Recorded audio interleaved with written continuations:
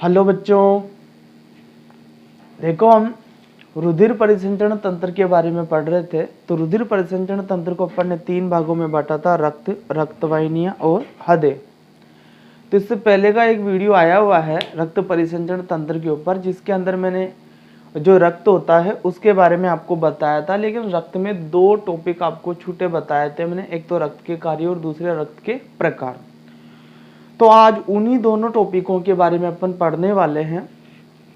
तो देखो, अपन रुधिर परिसंचरण तंत्र पढ़ रहे थे। रुधिर परिसंचरण तंत्र के 3 घटक आपको बताए गए, जिसमें से अपन पहला घटक पढ़ रहे थे रक्त। तो रक्त का संगठन कैसा होता है, कौन कौन सी रक्त कणिकाएं होती है, क्या क्या उनके कार्य होते हैं, ये सारी बातें तो अपन पढ़ चुके हैं।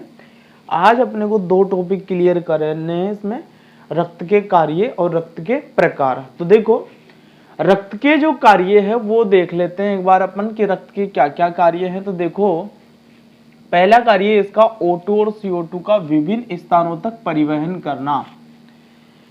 देखो, जो रक्त होता है शरीर के विभिन्न हिस्सों के अंदर वो ही तो ऑक्सीजन गैस लेकर के जाता है, और शरीर के विभिन्न हिस्सों से कार्बन डाइऑक्साइड गैस को वो ही वापस एकत्रित करके भी लाता है।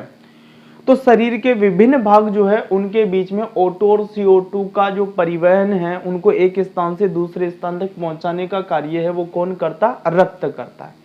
दूसरा देखो, O2 और CO2 का वातावरण तथा ऊतकों के मध्य विनिमय करना। O2 और CO2 का वातावरण तथा ऊतकों के मध्य क्या करना? विनिमय करना। तो देखो, मेरी बात सुनो ध्यान से।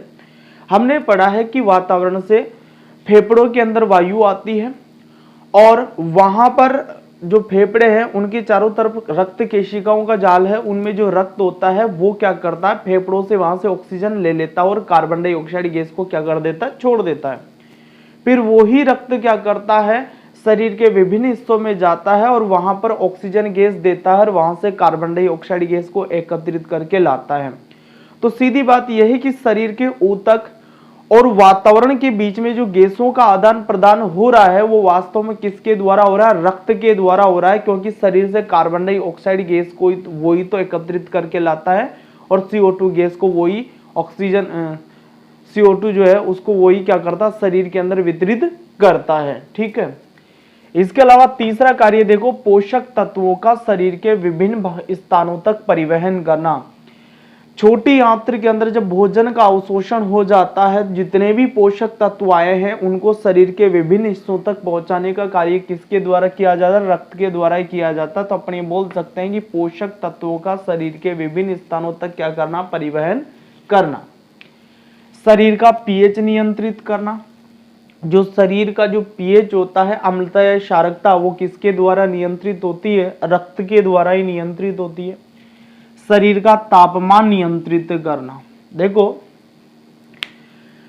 जब सर्दियों का मौसम आता है तो उस समय क्या होता है कि रक्त बहुत तेजी से प्रवाहित होता है, और रक्त बहुत तेजी से प्रवाहित होकर के क्या करता है? शरीर की विभिन्न कोशिकाओं को ऑक्सीजन ज्यादा मात्रा में प्रदान करता है, जिससे वो कोशिकाएं तेजी से श्वसन करके ऊष्मा का उत्पादन करती है, जिससे हमारा शरीर का जो तापमान है वो पहले का जैसा ही बना रहता। ठीक इसी तरीके से क्या होता है कि गर्मियों के अंदर जो पसीना आता है, तो प्लाज्मा के अंदर आपने पढ़ा है 92% जल होता है। जो पसीने का जो जल है वो वास्तव में रक्त से ही निकल करके आता है। तो पसीने की क्रिया के द्वारा शरीर क्या हो जाता है? ठंडा हो जाता है। गर्मी के मौसम में भी शरीर कैसा हो जाता है? ठंडा हो जाता है। तो सर्दी हो चाहे गर्मी हो, शरीर का एक समान तापमान बनाए रखने के अंदर ये जो रक्त होता है ये अपनी महत्वपूर्ण भूमिका निभाता है। तो इसलिए अपन बोल सकते हैं भाई ये शरीर का तापमान क्या करता है? नियंत्रित करता है। छठा देखो, शरीर की प्रतिरक्षा करना।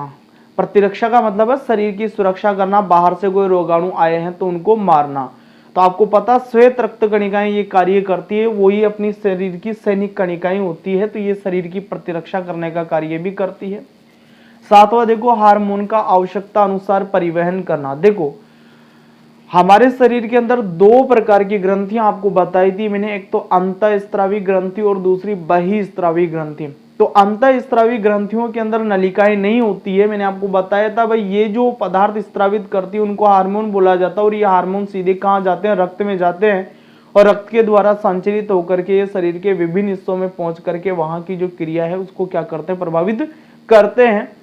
तो हार्मोन का आवश्यकता अनुसार परिवहन भी कौन करता है? रक्त ही करता है। और इसके अलावा 8वां कार्य देखो इसका क्या है? उत्सर्जी उत्पादों को शरीर से बाहर निकालना। तो देखो शरीर के अंदर विभिन्न प्रकार की कोशिकाएं होती है और उन सारी कोशिकाओं के अंदर श्वसन की क्रिया के द्वारा या अन्य किसी क्रिया के द्वारा कोई ना कोई अपशिष्ट पदार्थ बनता है।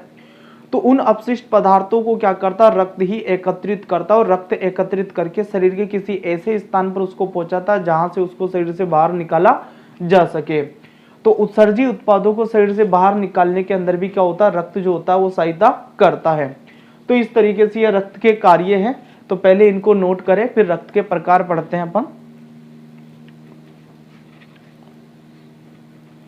तो इसके बाद में अपन बात करते हैं रक्त के प्रकार की। तो देखो रक्त के प्रकार वास्तव में क्या है कि रक्त के समूह होते हैं। तो ये समूह किस आधार पर बने हैं वो समझते अपन पहले। तो देखिए मान लीजिए ये आरबीसी है। तो ये जो आरबीसी है इसकी सतह के ऊपर क्या होते हैं? कुछ विशेष प्रकार के एंटीजन पाए जाते हैं। इसकी सतह पर क्या होते हैं? कुछ विशेष प्रकार के क्या पाए जाते हैं? एंटीजन पाए जाते हैं। तो इसकी सतह पर क्या पाए जाएंगे? एंटीजन या प्रतिजन।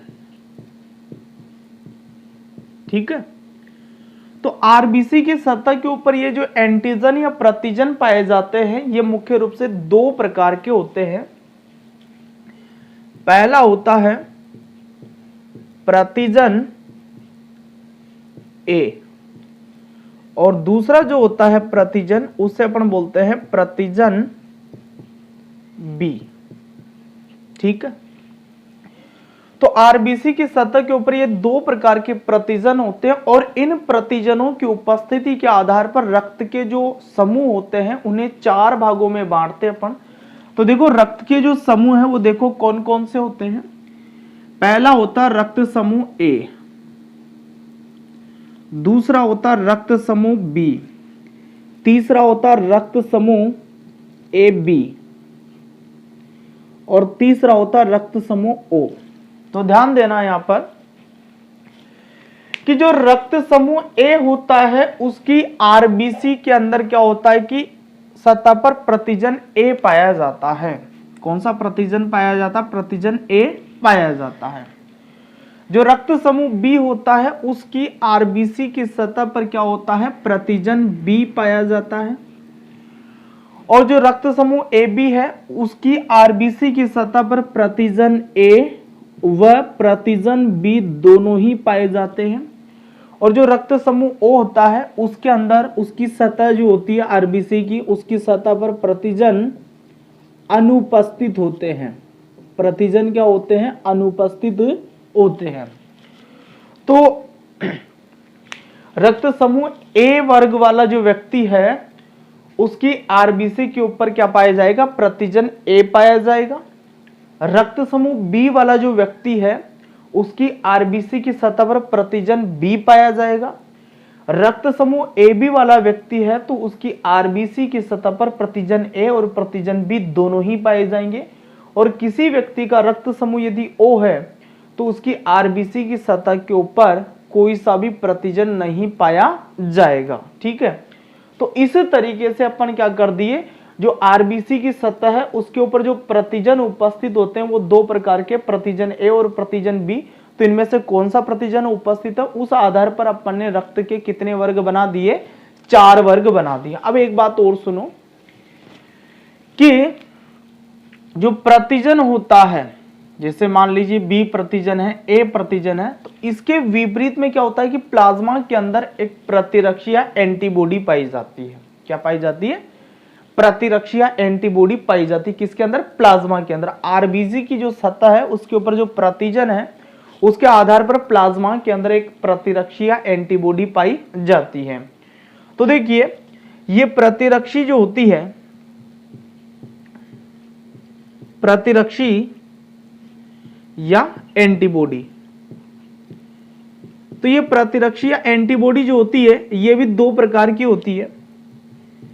एक तो होती है प्रतिरक्षी ए। इसमें ध्यान रखना कि प्रतिजन ए और प्रतिजन बी, इसमें तो अपन ने कैपिटल लेटर का में लिया है, बड़े अक्षरों में दिखाया इसको, जबकि प्रतिरक्षी या एंटीबॉडी को अपन क्या करेंगे, छोटे अक्षर में दिखाएंगे। और दूसरा इसका जो टाइप है वो होता है प्रतिरक्षी बी। ठीक है, कौन सा टाइप है दूसरा, प्रतिरक्षी बी। ठीक, तो जैसे मान लीजिए प्रतिजन ए होता है तो प्लाज्मा में उसके विपरीत जो प्रतिरक्षी होती है वो बी होती है, और यदि प्रतिजन बी है तो प्लाज्मा में उसके विपरीत जो प्रतिरक्षी होती है वो पाई जाती है ए। तो ध्यान दो यहां पर, अब जो रक्त समूह ए है इसके अंदर एंटीबॉडी पाई जाती है बी। कौन सी एंटीबॉडी पाई जाती है, बी एंटीबॉडी पाई जाती है। ठीक है, जो रक्त समूह बी है इसके अंदर प्रतिजन तो बी है, तो इसकी जो प्रतिरक्षी होती है वो होती है ए। प्रतिरक्षी क्या होती है, ए।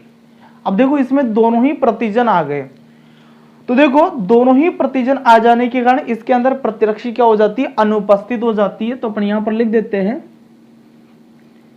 अनुपस्थित, अनुपस्थित। ठीक है, और इसके अंदर प्रतिजन ही अनुपस्थित है तो इसमें दोनों प्रकार की प्रतिरक्षियां पाई जाती है, यानी कि इसके अंदर ए प्रतिरक्षी और बी प्रतिरक्षी दोनों ही पाई जाती है। तो देख लो एक बार दोबारा, रक्त समूह ए है तो उसमें प्रतिजन तो ए है और प्रतिरक्षी क्या है, बी है। रक्त समूह बी तो प्रतिजन बी और प्रतिरक्षी ए। रक्त समूह ए बी तो प्रतिजन तो ए और बी दोनों और प्रतिरक्षी क्या होती है, अनुपस्थित होती है। और रक्त समूह ओ के अंदर क्या होता है, प्रतिजन तो अनुपस्थित है लेकिन प्रतिरक्षी ए और बी दोनों ही क्या होती है, उपस्थित होती है। तो इस तरीके से एक वर्गीकरण तो ये हो जाता हमारा रक्त का, कि रक्त की जो आरबीसी है उसकी सतह पर जो प्रतिजन है उसकी उपस्थिति के आधार पर अपन ने 4 प्रकार के रक्त समूह बना दिए, ए बी और ओ। क्या रक्त समूह ए बी और ओ, प्रतिजन क्या है, ए बी और अनुपस्थित, जबकि प्रतिरक्षा क्या है, बी ए अनुपस्थित और ए बी। अब इसके अलावा एक बात और देखो, बाद में क्या हुआ, बाद में जो खोजें करी गई उसके आधार पर क्या निर्णय निकला कि ए और बी प्रतिजन के अलावा आरबीसी की सतह पर एक अन्य प्रकार का प्रतिजन और पाया जाता था, और उस प्रतिजन को अपन बोलते थे आरएच कारक। क्या बोलते थे, आरएच कारक। ऐसा नहीं है भाई सभी व्यक्ति की आरबीसी के ऊपर यह पाया जाता है, आरएच कारक कुछ व्यक्तियों की आरबीसी की सतह पर पाया जाता है और कुछ की पे नहीं पाया जाता है। तो ये जो आरएच कारक है, यदि ये किसी व्यक्ति की सतह आरबीसी की सतह पर उपस्थित है तो वो कहलाता था साहब आरएच पॉजिटिव या आरएच धनात्मक बोल दें आप उसको, आरएच धनात्मक। ठीक है, यदि उपस्थित है तो। और यदि आरबीसी की सतह पर है ही नहीं है तो उसे अपन बोलते थे आरएच नेगेटिव या आरएच ऋणात्मक, आरएच ऋणात्मक। तो ये जो आरएच कारक नया कारक आया, इसके आधार पर क्या किया गया कि जो प्रत्येक रक्त समूह आपका, इसको अब 2 प्रकारों में बांट दिया गया।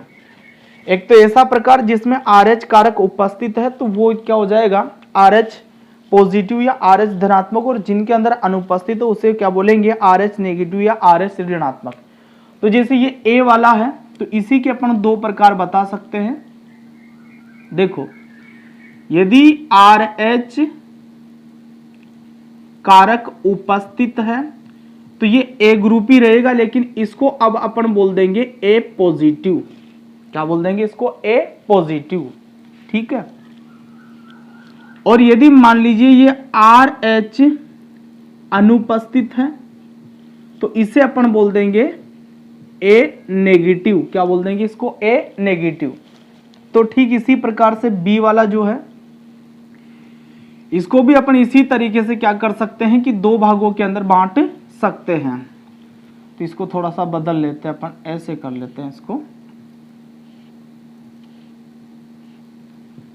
आरएच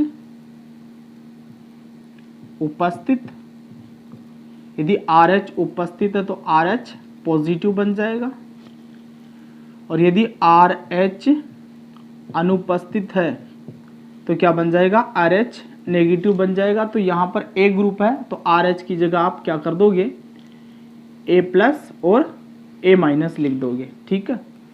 इसी तरीके से B वाले पे आ जाओ, तो B के अंदर भी वही 2 बनेंगे, B पॉजिटिव और B नेगेटिव। ऐसे ही ये जो AB ग्रुप है आपका, इसके अंदर भी 2 बन जाएंगे, AB पॉजिटिव और क्या हो जाएगा, AB नेगेटिव।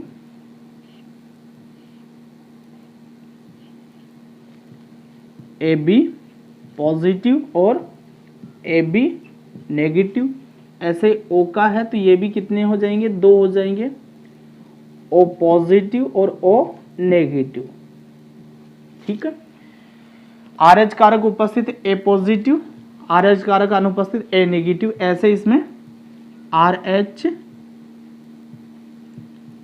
कारक जो है वो क्या होगा, उपस्थित, और इसमें RH कारक अनुपस्थित, ठीक है। ऐसे इसमें RH कारक क्या होगा, उपस्थित, और इसमें RH कारक क्या हो जाएगा, अनुपस्थित। ऐसे इसमें हो जाएगा RH कारक उपस्थित और RH कारक अनुपस्थित। तो इस तरीके से ये जो दूसरा फैक्टर था, इसके आधार पर क्या हो गया कि जो प्रत्येक रक्त समूह था उसके 2 प्रकार बन गए, एक तो पॉजिटिव और एक नेगेटिव। पॉजिटिव के अंदर तो RH कारक उपस्थित होगा और नेगेटिव RH कारक जो होगा वो क्या होगा, अनुपस्थित होगा। तो देखिए ये तो अपन ने AB प्रतिजन के आधार पर बनाए, और ये दूसरा जो वर्ग है ये किस आधार पर बनाए, अपन ने RH जो कारक बना था बाद में, खोजा गया था बाद में, उसके आधार पर ये क्या किया गया था, बनाया गया था। तो इसके आधार पर A positive A negative, B positive B negative, AB positive AB negative, O positive और O नेगेटिव। A पॉजिटिव का मतलब प्रतिजन AB है और RH भी है, और A माइनस का मतलब क्या हुआ कि प्रतिजन A तो है लेकिन RH कारक नहीं है। ठीक इसी तरीके से इसमें देख सकते हैं भाई, इसके अंदर क्या है, प्रतिजन B भी है और RH कारक भी है। इसमें देखें तो प्रतिजन B तो है लेकिन RH कारक नहीं है। ऐसा इसमें देख लें, इसमें प्रतिजन A और B दोनों हैं, RH कारक उपस्थित है।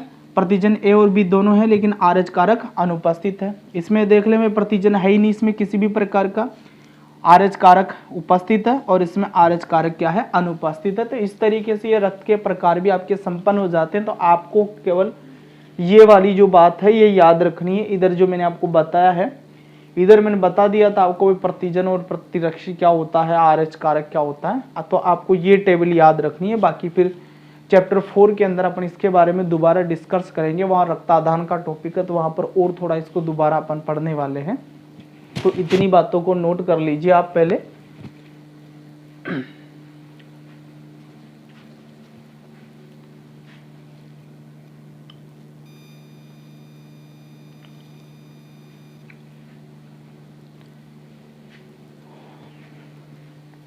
ठीक है, तो ये रक्त वाला टॉपिक अपन ने खत्म कर दिया है। अब रुधिर परिसंचरण तंत्र के ऊपर जो अगला वीडियो आएगा उसके अंदर अपन पढ़ेंगे रक्त वाहिनियों के बारे में। जो